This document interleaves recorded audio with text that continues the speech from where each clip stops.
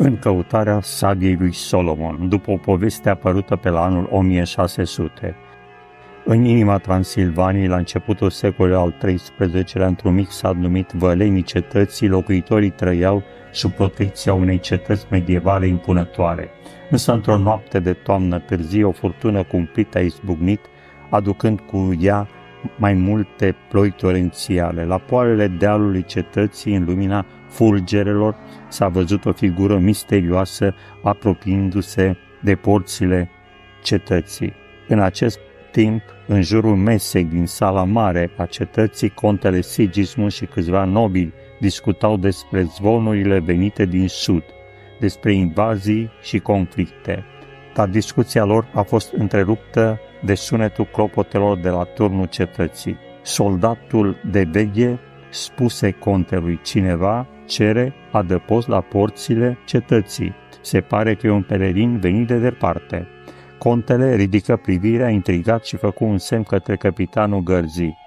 Deschideți porțile, nimeni nu ar putea călători prin furtuna asta fără un motiv întemeiat. Porțile mari de lemn ale cetății s-au deschis cu un scârțit, iar figura umilă a pelerinului a intrat în curte. Era un bărbat înalt, îmbrăcat în mantie lungă, ud, luarcă, de ploaie, dar cu ochii arzători de o strălucire neobișnuită. Acesta spuse: am venit cu vești de departe și cu un avertisment. Contele îl privi atent, invitându-l să se apropie de focul din sala mare. Oaspeții din jurul mesei priveau curioși figura misterioasă care părea să aducă o poveste din alte tărâmuri. Contele Sigismund zise: vorbește, omule, ce veste poate fi atât de importantă încât să te fi adus aici în această noapte întunecată? Pelerinul își trase mantia și dezvălui o hartă veche plină de simboluri necunoscute, spunând: nu sunt doar un pelerin, eu sunt un mesager din partea Ordinului Dragonului. Această hartă veche ascunde un secret care a fost pierdut de secole. Înainte ca umbrele din est să-și întindă aripile peste ținuturile voastre, trebuie să descoperiți comoara ascunsă de strămoșii voștri.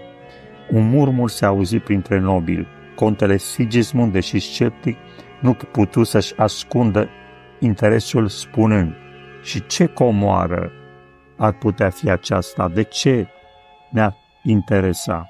Pelerinul se aplecă spre hartă, arătând un loc ascuns printre munți, spunând: e vorba de sabia lui Solomon, o armă mistică, pierdută în bătăliile străvechi. Cu ea, regii Transilvaniei și-au apărat pământurile de dușmani, dar de-a lungul secolelor secretul locației sale a fost uitat. Acum cei din est, forțe necunoscute, o caută la rândul lor pentru a-și întări puterea. Contele se ridică brusc, alarmat. Dacă ceea ce spui e adevărat, trebuie să acționăm imediat. Nu putem lăsa o astfel de putere să pună mâna pe sabia lui Solomon.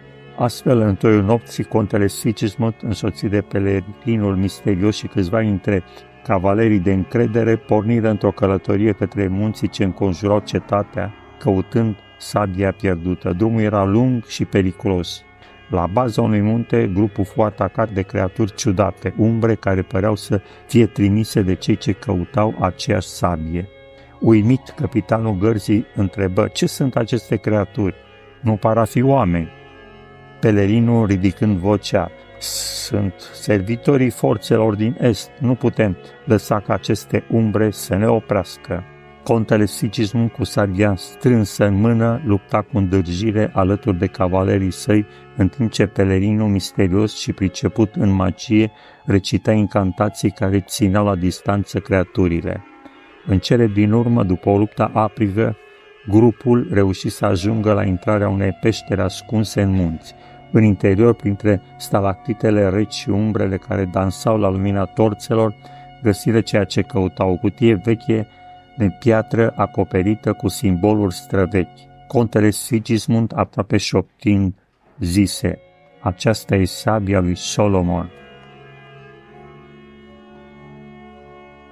Brusc, înainte ca cineva să poată reacționa, se auzi sunetul unei uși din piatră care se închise cu putere în spatele lor. Pelerinul, zâmbind, spuse: acum începe adevărata încercare.